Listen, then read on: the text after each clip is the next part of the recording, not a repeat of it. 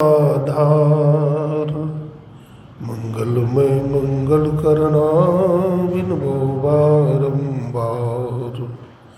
धन्य धन्य सद्गुरु सुखदा महिमा कही न जाय। जो कछु कहूँ तुम्हारी कृपा मोते कछु न बसाय। बोलिए प्रेम से श्री सद्गुरु महाराज की, श्री सद्गुरु महाराज की जय। श्री सद्गुरु महाराज की जय। अव्यक्त रूप में अनंत श्री विभूषित परमाराध्य गुरुदेव के त्रैलोक पावन पाद पद्मों में कोटि कोटि नमन। गुरुदेव के मस्तिष्क स्वरूप ब्रह्मलीन पूज्यपाद महर्षि संत श्री परमहंस जी महाराज एवं उनके हृदय स्वरूप पूज्यपाद ब्रह्मलीन महर्षि साई स्वामी जी महाराज तथा संत मत के वर्तमान आचार्य महर्षि हरिनंदन परमहंस जी महाराज के चरण कमलों में कोटि कोटि नमन, कोटि कोटि प्रणाम। वंदनीय साधु समाज, सत्संग प्रेमी सज्जनों, भक्तिवती माताओं एवं बहनों, सबको नमन है, सबको प्रणाम।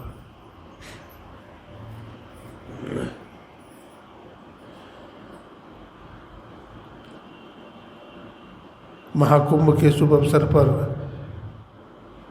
संतमत सत्संग के 21वें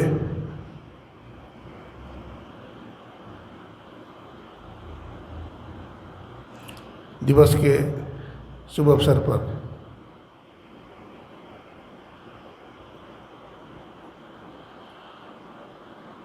आज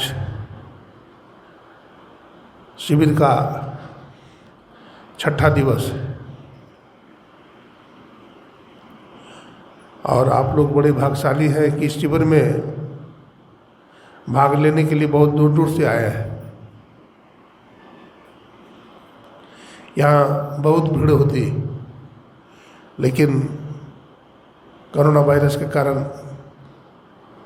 बहुत लोग नहीं आ पाए, टिकट कैंसिल करवा लिए। लेकिन फिर भी जो आए उनका बड़ा भाग्य है, वो बड़े भाग्यशाली है।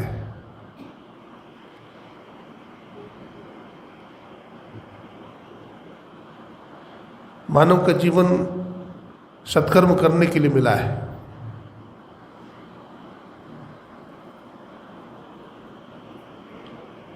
अगर मानव जीवन में ईश्वर की भक्ति नहीं है तो मानव का जीवन बेकार हो जाता है।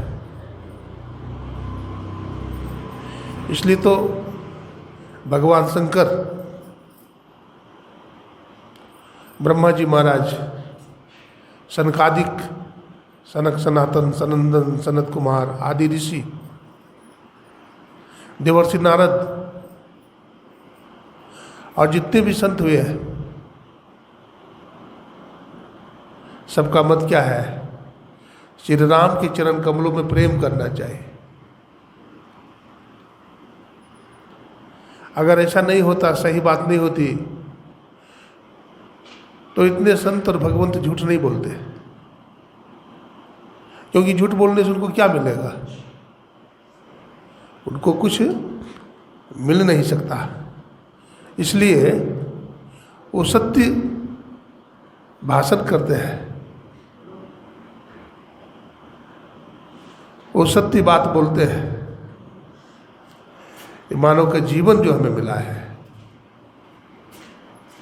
ये वास्तव में सुर दुर्लभ है, देवताओं के लिए भी दुर्लभ है। और इस दुर्लभ जीवन में हम लोगों को सत्संग, भजन, सत्कर्म और उपकार का काम करना चाहिए।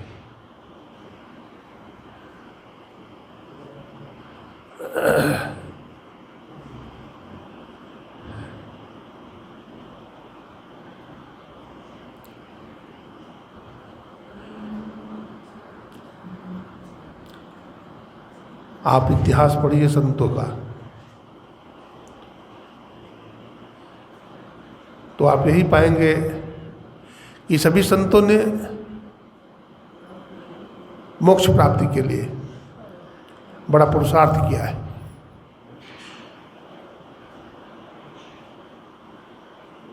उन्होंने अपने जीवन में लक्ष्य बनाया है। मानव जीवन का लक्ष्य निर्धारित होना चाहिए, क्योंकि जिसका लक्ष्य निर्धारित नहीं है वो कहीं भी जा सकता है। इसलिए मानव जीवन का लक्ष्य क्या है? ईश्वर की प्राप्ति। और जब ये निर्धारित हो गया कि मानव जीवन का लक्ष्य ईश्वर की प्राप्ति है, तो फिर इस रास्ते पर कदम बढ़ाकर तीव्र गति से गुरु का डंडा पकड़ के चलना चाहिए, गुरु की लाठी पकड़ करके चलना चाहिए। महाजनों एन गता सपंथा, महापुरुष जिस रास्ते से जाते हैं वो रास्ता बन जाता है। हम लोगों को भी उसी रास्ते से चलना चाहिए। बहुत लोग हिम्मत हार जाते हैं, अजी हमसे भक्ति नहीं होगा, हमसे गरीब आदमी महाराज कौन होगा, हमसे दुखी आदमी कौन होगा। नहीं नहीं, कर्म से भाग्य बनता है। अगर आप कर्म अच्छा करेंगे, देखिए हमारे अभी जो हमारे माननीय प्रधानमंत्री हैं मोदी साहब, वो देखिए कितने पुरुषार्थ किया, चाय बेचते थे, और आज देखिए भारत के प्रधानमंत्री हैं। अंबानी भाई को देखिए, धीरू भाई अंबानी बहुत गरीब थे लेकिन कितना धनवान हो गए। अमेरिका में एक व्यक्ति 70 साल का हो गया, वो बहुत निराश हो गया कि हमसे कुछ नहीं होगा, लेकिन अमेरिका का बहुत बड़ा सफल बिजनेसमैन बना। तो ऐसा नहीं कहिए कि हमारे जैसा भागा कौन है, हमसे जैसा गरीब कौन है। आप हिम्मत रखिए, आप सत्कर्म कीजिए, आप अच्छे रास्ते पर चलिए, गुरु की कृपा, ईश्वर की कृपा मिलेगी आपको और आप मंजिल तक पहुंच जाएंगे। इस संसार में कोई भी काम कठिन नहीं है। Well begun is half done.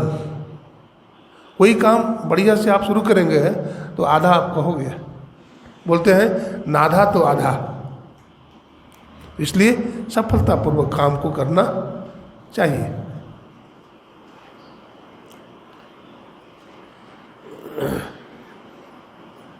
ईश्वर की भक्ति के संबंध में हमारे गुरु महाराज कहते थे, ईश्वर भक्ति में 3 बात मुख्य है: स्तुति, प्रार्थना, उपासना। स्तुति कहते हैं गुणगान करने को। हम लोग सुबह में ईश स्तुति गाते हैं, पढ़ते हैं। तो वो परमात्मा जिन्होंने शरीर बनाया, संसार बनाया, 84 लाख प्रकार की जोनियाँ बनाई, ऐसे अनंत शक्तिशाली जो परमात्मा है, गुणों के धाम, बलों के धाम हैं, ऐसे ईश्वर, ऐसे परमात्मा का हम लोग गुणगान करते हैं। उसके बाद फिर संतों की स्तुति करते हैं, यानी प्रार्थना करते हैं। अब प्रार्थना क्यों करते हैं? प्रार्थना करने से क्या लाभ होता है? प्रार्थना करने से बड़ा लाभ होता है। हम जिनकी प्रार्थना करते हैं सुनते हैं और हमारी मनोकामना को पूरा करते हैं। इसलिए प्रार्थना करते हैं संतों की, और उपासना करते हैं, ध्यान करते हैं।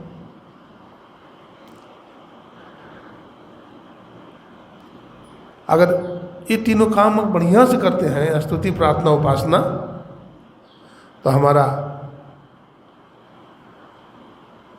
जो जीवन का लक्ष्य है वो निर्धारित होता है। बहुत लोग ऐसे हैं जो हताश जिंदगी बिताते हैं, जिंदगी से निराश हो गए।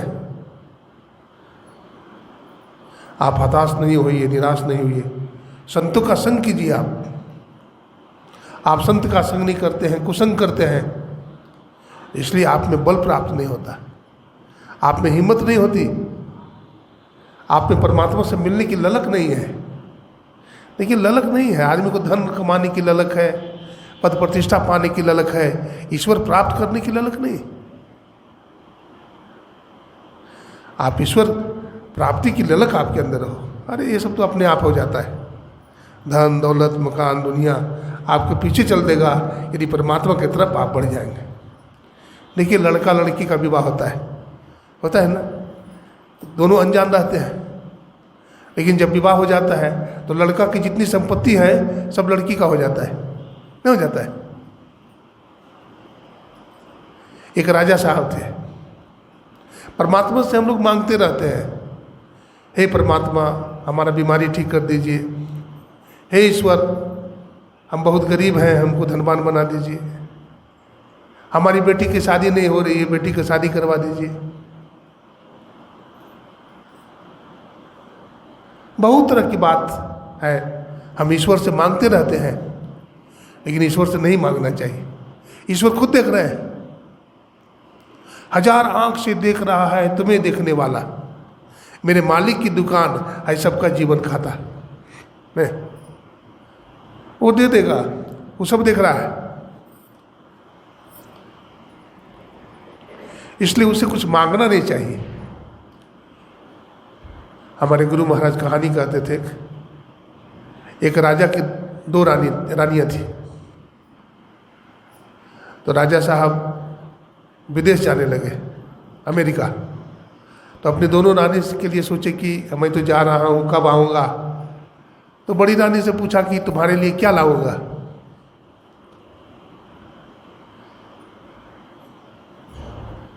तो उन्होंने कहा कि हमारे लिए क्या लाइएगा, हमें कुछ नहीं चाहिए, आप राजी खुशी लौट जाइएगा।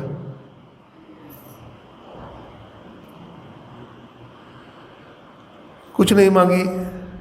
तो राजा साहब छोटी रानी के पास गए कि तुम्हारे लिए क्या लाऊंगा बोलो। तो बहुत सारा सामान लिखा दी, बहुत बड़ा डड्डा बना के दे दी। तो राजा साहब विचार करते हैं कि बड़ी रानी तो कुछ कही नहीं है, लेकिन छोटी रानी तो बहुत सारा सामान लिखा दी, तो चलो छोटी रानी के लिए जो जो सामान लेंगे सो बड़ी रानी के लिए ले लेंगे, और हमारे मन में जो कुछ आएगा वो बड़ी रानी के लिए और ले लेंगे। देखिए, बिन मांगे मोती मिले। राजा साहब चले गए अमेरिका, वहाँ बिजनेस व्यापार खूब जम गया। सोचे कि अब घर चलना चाहिए, तो याद आ गई बात कि छोटी रानी ने सामान लिखाई है, सब ले लिया, और वो सब सामान बड़ी रानी के लिए भी ले लिया, और उनके मन में जो कुछ भी आया और दोनों के लिए ले लिया। देखिए, बड़ी रानी कुछ नहीं मांगी, लेकिन उनको भी उतना ही मिला जितना मांगने वाला को मिला।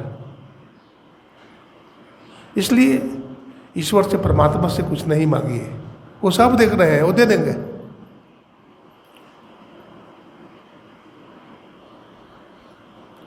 आप अगर अच्छा काम करते हैं, ईश्वर की भक्ति करते हैं, ईश्वर का गुणगान करते हैं, तो परमात्मा आपको देंगे। क्यों? आप देते हैं।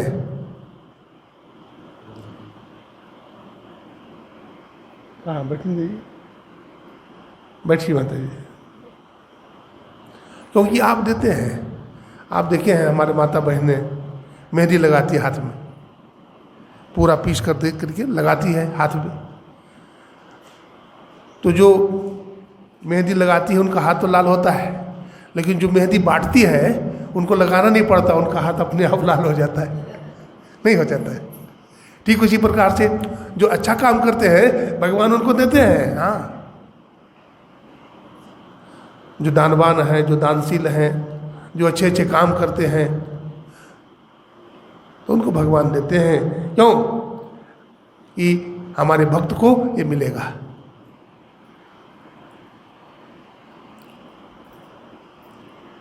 इसलिए सदा अच्छा काम करना चाहिए, जीवन में कभी बुरा कर्म नहीं करना चाहिए। रावण का नाम सुने होंगे, रावण बहुत बलवान था न, चले रावण न डोले धरनी। रावण चलता था तो धरती कांपती थी। रावण की सोने की लंका थी। कंस के पास भी बहुत धन था, राजा था। सिकंदर के पास भी बहुत धन था, लेकिन ले गया नहीं ले गया। आज के आदमी को अगर 10-20 सोना का ईंटा हो जाए तो धरती पर पैर नहीं रखेगा, रखेगा पैर रखेगा आसमान में। रावण बड़ा बलवान था। जीते जी भगवान का नाम नहीं लिया, लेकिन जब भगवान ने बाण मारा छाती में, नाभि में, है ना, तो फिर हा राम 3 बार भगवान का नाम लिया। 1 बार नहीं, 3 बार। जब धरती पर गिरा तो भगवान राम कहते, लक्ष्मण, धरती पर से एक बहुत बड़ा वीर आज चला गया। भैया आप हमारे शत्रु का बड़ाई कर रहे हैं। बोला नहीं लक्ष्मण, ऐसी बात नहीं है। रावण बहुत बड़ा विद्वान था, चारों वेद कंठस्थ था रावण को, सब शास्त्र उसको याद था, बहुत बड़ा नीतिज्ञ था, राजनीति जानता था। कहा लक्ष्मण जाओ रावण से राजनीति सीखो। तो लक्ष्मण जी महाराज चले गए। गए तो खड़े हो गए, कहाँ? सिरहाने में खड़े हो गए और कहे रावण जी हमको नीति सिखाइए। तो रावण आँख खोले हुए था, लेकिन जब लक्ष्मण जी ने ऐसी बात कही, आए सिरहाने में खड़े हो गए, तो रावण ने आंख बंद कर लिया, कुछ बोला नहीं। तो लक्ष्मण जी निराश होकर चले गए। भगवान राम ने पूछा क्या बात है लक्ष्मण? रावण ने नीति नहीं सिखाई भैया, गया तो, लेकिन रावण ने आंख बंद कर ली। भगवान श्री राम ने कहा देखो लक्ष्मण भैया,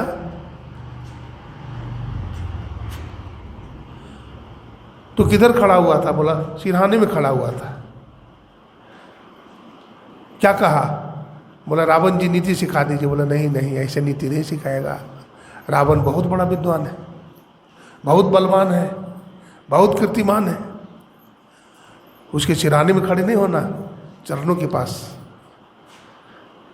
झुक करके प्रणाम करना और हाथ जोड़ के कहना भैया रावण मुझे नीति सिखाइए, जाओ। फिर दोबारा गए, प्रणाम किया और जैसे ही कहा भैया रावण नीति सिखाइए, तो रावण ने आंख खोल दिया। कहा भैया लक्ष्मण मैं तुमको नीति जरूर सिखाऊंगा, क्योंकि तुम मर्यादा पुरुषोत्तम भगवान श्री राम का भाई है और तुम में भी मर्यादा है, बड़ों का सम्मान देना चाहिए। नहीं, जो हमारे आश्रम में आ जाए संत महात्मा, उनका अभ्यागत करना चाहिए, उनको सम्मान देना चाहिए। तो नीति कहा कि भैया लक्ष्मण देखो अब तो मैं मरने जा रहा हूं, लेकिन तूने पूछा है तो बता के जाऊंगा। देखो लक्ष्मण,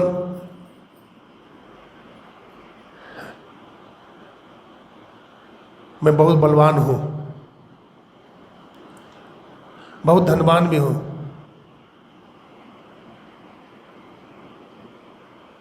एक बार मैं नरक गया था, तो नरक में जीव तड़प रहे थे, चिल्ला रहे थे, दुख के मारे जल रहे थे दुख की अग्नि में। हमें दया आ गई। मैंने कहा कि भाई देखो मैं नरक से स्वर्ग तक सीढ़ी बना दूंगा, ये काम मैं कर सकता था लेकिन नहीं किया, टाल दिया।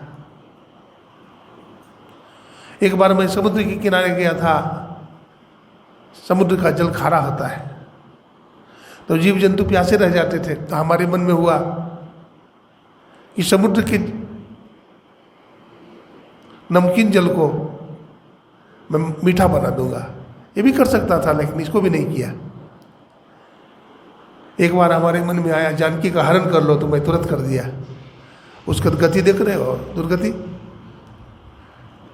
हमारा मांस को कौआ गीत भी नहीं खा रहा है। आचार हीनो न पुनंति वेदा। आचार से जो हीन व्यक्ति है उसको वेद भगवान भी पवित्र नहीं करते हैं, जिसमें सदाचार नहीं है। पालन हो सदाचार ना, आचार में ही क्या।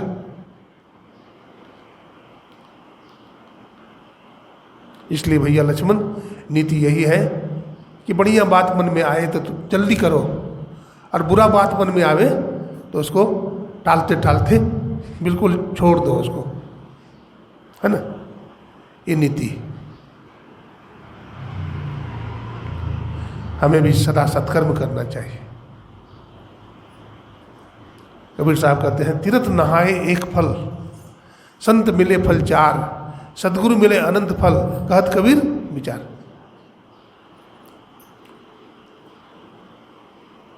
हम लोग तीर्थ में आए हैं, हरिद्वार महाकुंभ का मेला है, संत महात्मा का दर्शन होता है, सत्संग मिलता है। हम लोग गंगा जी में गोता लगाते हैं, और यहाँ तो ज्ञान गंगा में भी गोता लगा रहे हैं, ध्यान यज्ञ चल रहा है। घट में है ज्ञान गंगा, उसमें न मारा गोता, और तृष्णा के गंदे जल से इस तन को धो रहा है। तीर्थ में नहेवा तो शरीर साफ सुथरा हुई, और ज्ञान गंगा में नहेवा तो तन मन दोनों चंगा हो जाए।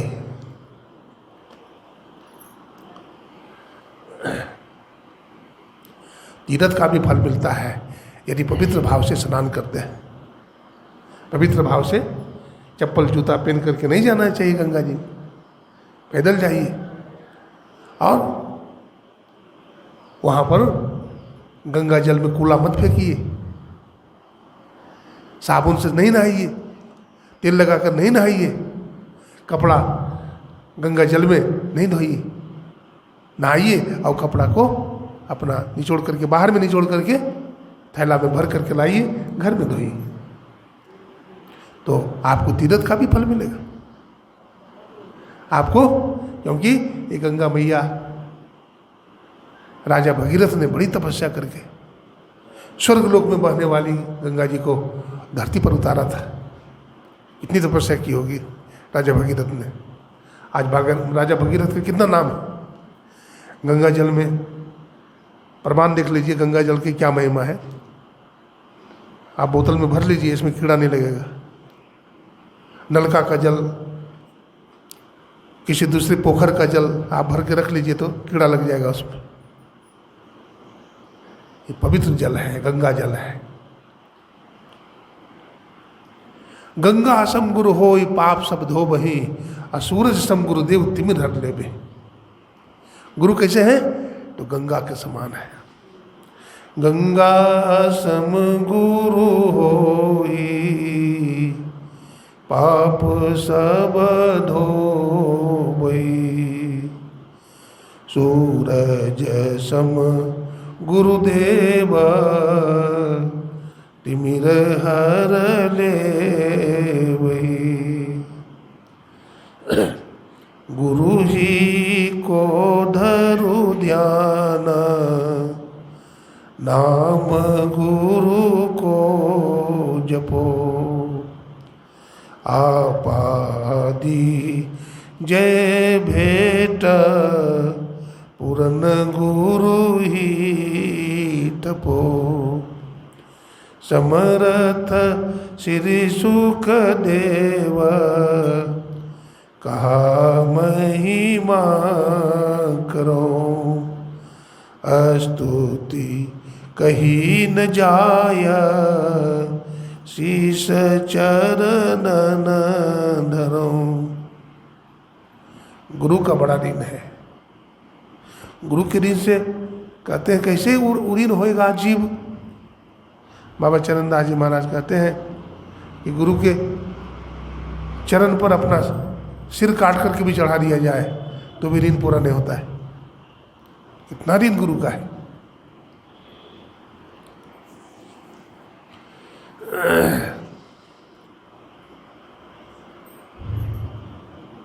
गुरु भक्ति सारे भक्ति में श्रेष्ठ है। भक्ति करो तो गुरु का करना है, भक्ति करे तो गुरु का करें। इधर उधर की भक्ति, भटकाव वाली भक्ति नहीं करना है। भक्ति ऐसा करे, ऐसे सेवक सेवा करे जिसका जीव तिस आगे धरे। गुरु नानक साहब कहते हैं हम ऐसी भक्ति करें कि हम जिनका हैं उनको सौंप दें। तो हम किनके हैं? ईश्वर के हैं, परमात्मा के हैं, तो उनको सौंप दीजिए।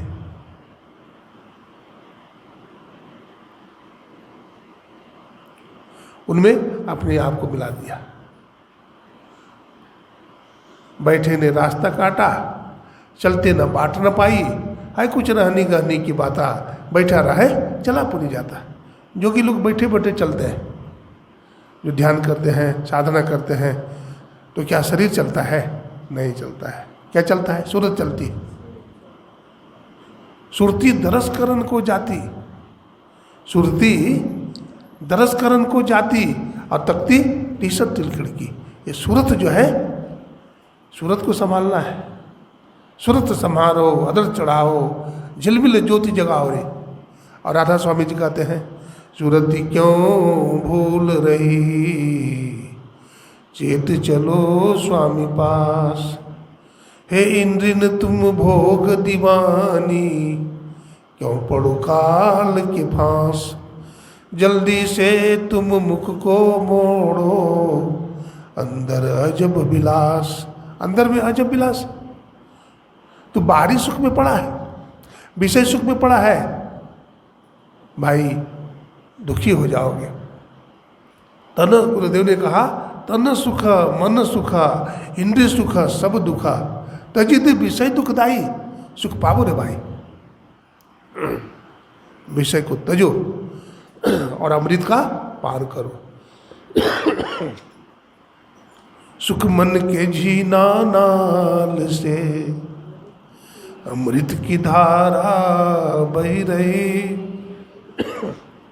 मीन सूरत धार धर, बाठा से सीरा चढ़ रही। सुखमन के झीना नाल से अमृत की धारा बह रही है, इसका पान कीजिए। देखिए बड़े पुराने सत्संगी हमारे दुमका से एक माता जी है, क्या नाम है? माता शकुंतला देवी। ये बगल में ही फ्लैट में रहती है, बड़े पुराने सत्संगी।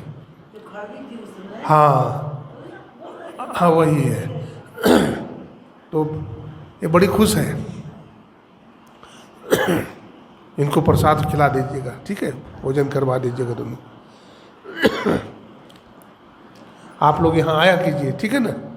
जब तक ध्यानाभ्यास चलता है आया कीजिए, प्रसाद यहीं पाया कीजिए, हम लोगों को बड़ी खुशी होगी। यहाँ लंगर चलते रहता है, जो भी आ जाए सभी प्रसाद पाएंगे। बोलिए प्रेम से श्री सद्गुरु।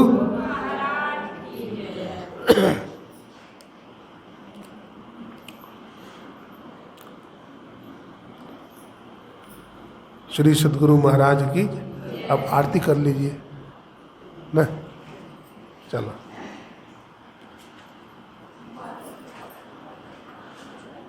भंडारा हुआ, बहुत सारे हमारे पूज्य स्वामी व्यासानंद जी महाराज, हमारे पूज्य स्वामी गुरु प्रसाद बाबा और बहुत सारे साधु महात्मा संत महापुरुष पधारे। भोज भंडारा हुआ, ध्यानाभ्यास का क्रम भी रहा, इसी तरह से होता रहेगा। आप लोग समय पर आइए और सत्संग से लाभ उठाइए। बोलिए प्रेम से श्री सद्गुरु महाराज की जय।